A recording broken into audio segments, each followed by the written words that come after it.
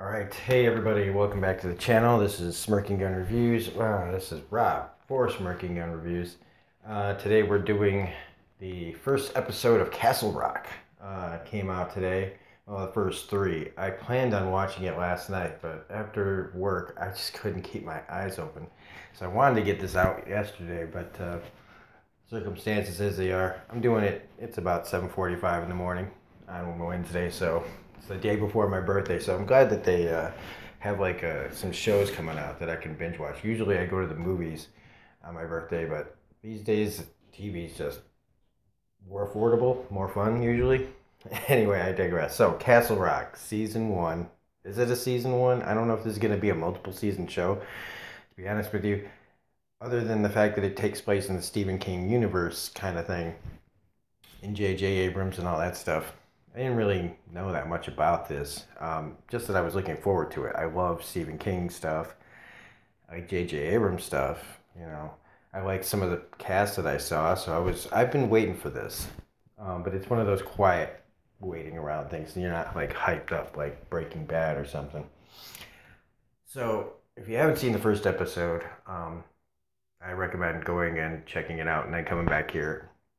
It's called Severance, and I don't really know let's see, how to tell you. This episode's kind of weird. It's not a normal pilot. It's not got your normal kind of, I don't know, storyline. The first thing I'm going to say is that Terry Quinn, as soon as he popped up, I perked up. I mean, I was like visibly like, oh, hey, it's you. I like you. And you got Frances, well, man, she's from 6 Feet Under. She's been in everything, all the American horror stuff. The 6 Feet Under is where I recommend you watch her. At the beginning of this, you get this guy who's looking for something in the woods. There's a missing kid. He finds him out in the middle of this lake. He just appears. There's like a noise. Birds all freak out. And the kid's in the middle of this lake. And the guy really must know his town, because anybody who just charges out onto a frozen lake, you better know that that fucker it's cold out. Okay, so he knows better than me. But for me, the first time I saw that, I was like, damn, dude, like, I guess that's a frozen lake, you know. But it's a good shot. It's a good image. And it's the kid that they've been looking for, and you clearly are going to know that that's the main guy from the trailer, that somehow he was gone, and already then there's some mystery surrounding this kid. Then we get to, we see Terry Quinn. He's got a blind wife, I want to say. He's making her breakfast in bed. And it seems like a normal day, except she keeps saying that, she's like the last day or something. And I still don't know if that's talking about what comes next, because he drives out to this like bluff with a cliff overlooking like a lake. And he's got a noose tied to a tree through the window of his car into the car. And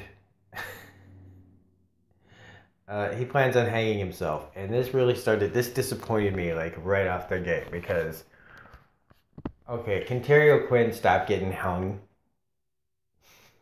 Because the last time, on Lost, spoilers if you haven't seen Lost, seriously, spoilers if you haven't seen Lost, Terry O'Quinn's lock is hung and dies.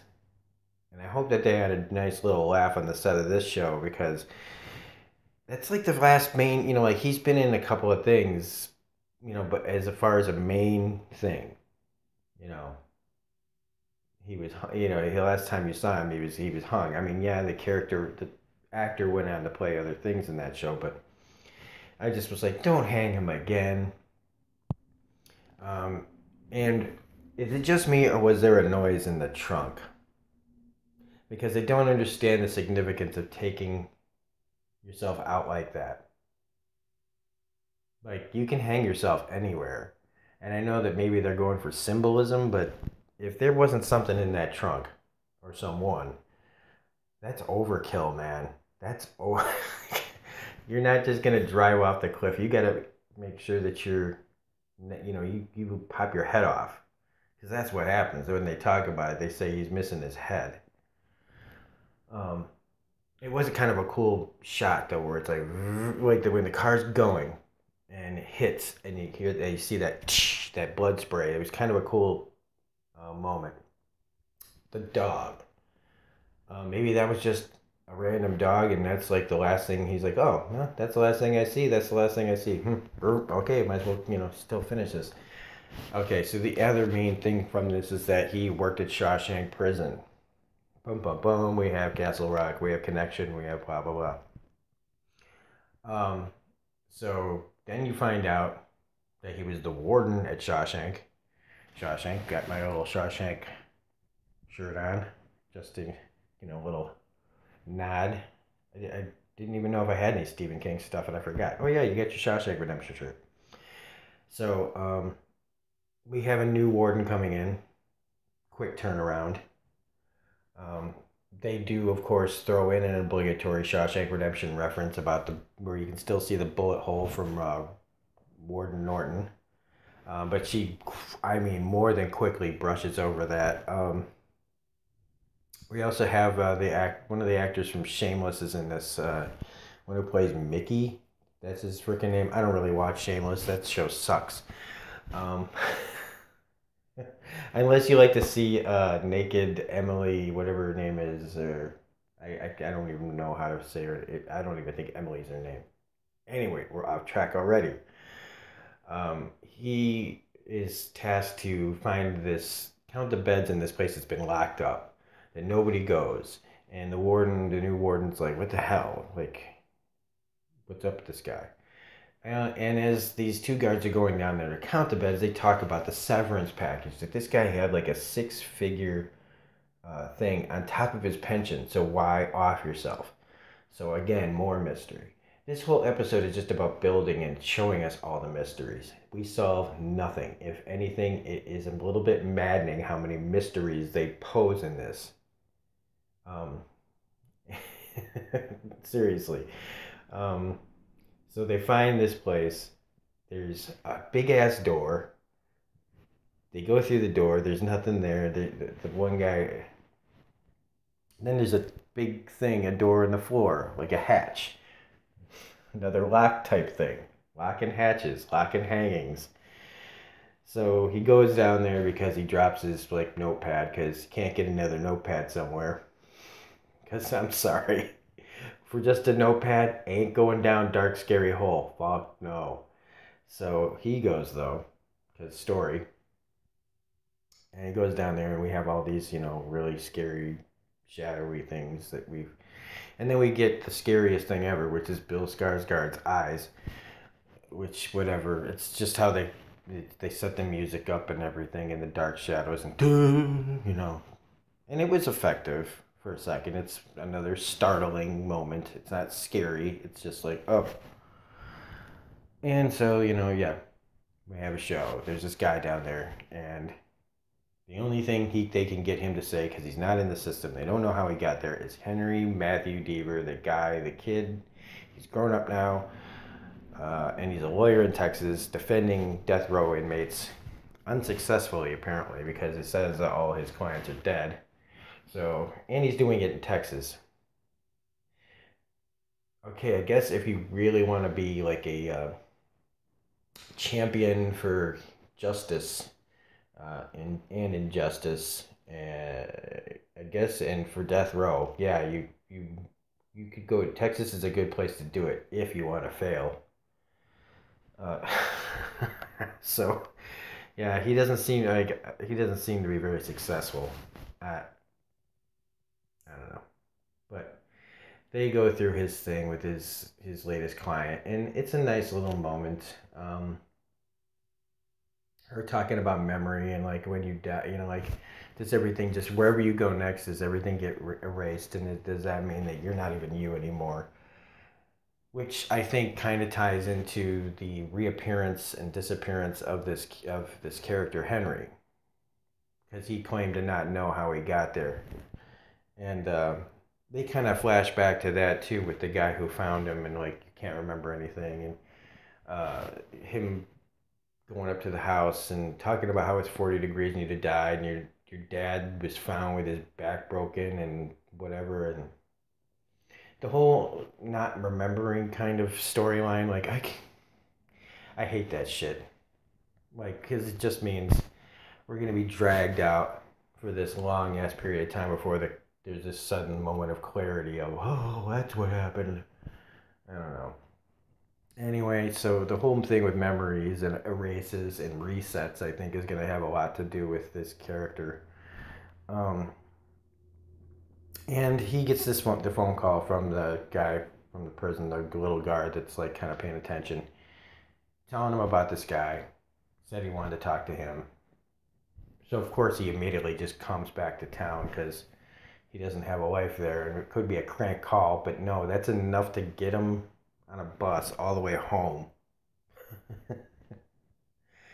And he goes home. His mom's got Alzheimer's, played by Sissy Spacek. Um, she clearly shouldn't be living by herself, which she's not. The guy who picked him up when he was a kid, who found him when he was a kid, is now older, played by Sky Glenn. He's staying with his mother. They keep, they have there's more of these, like, just kind of, where they found the warden? Out by where we found you. And um, he hasn't gotten in to see the guy yet, because I think they claimed that he wasn't even there or something. Like, they're trying to hide it. And that's one of the kind of interesting things about the prison people here, is that they're trying to basically figure out the best way to disappear this guy. Whether it's, stick him in a cell with a guy who collects life sentences. That was pretty harsh.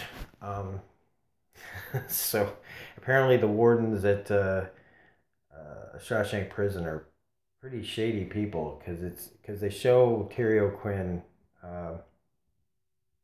in the case, in that place, talking to the guy, and it clearly must be like right before he killed himself, and he says, when they find you, ask for Henry Deaver. Um, so it's all a setup. What is with this guy that's down there? Obviously, he has to be separated from the rest of the population. But if he's so dangerous, why don't they just kill him? Why are they keeping him down there? Spending what would have been, money to build this little, place out of this secluded place. Melanie Linsky, let's just touch on that briefly. She obviously knows who Henry Deaver is. She's likes to buy drugs from kids, and that's about it so far. But I like Melanie Linsky a lot. So, oh, and the thing with the shirt and the timer, again, more mysteries, like mystery upon mystery in this. The only other, like, the cool Stephen King type thing is the kid, the guard, drinking his coffee, finds a dead fly in it, and the screens start to go all fucked up, and then this guy is out, and there are bodies, like, everywhere.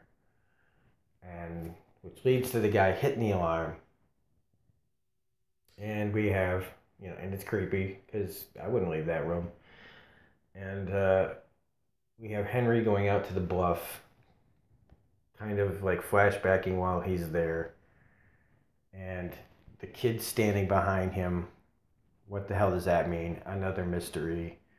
So again, mystery upon mystery upon mystery. If you want to just get all set up, like, this already has more fucking mysteries than Lost had.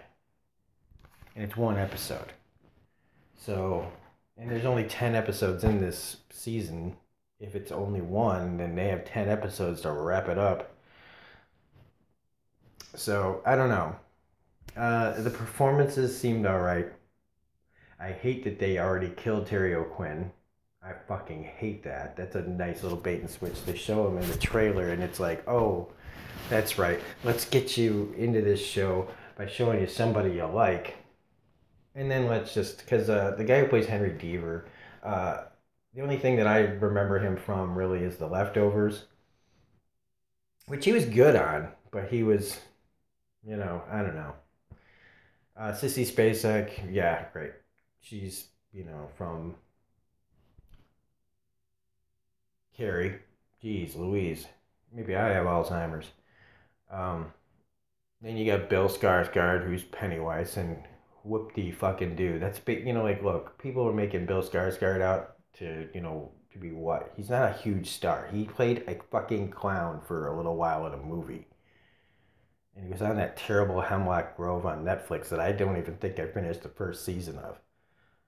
Um, I do like the one of the things I really did like was when they actually started playing the music from Shawshank Redemption during when Deaver's walking out past the guard that called him. They actually started playing like some of the haunting music from Shawshank, which was really cool.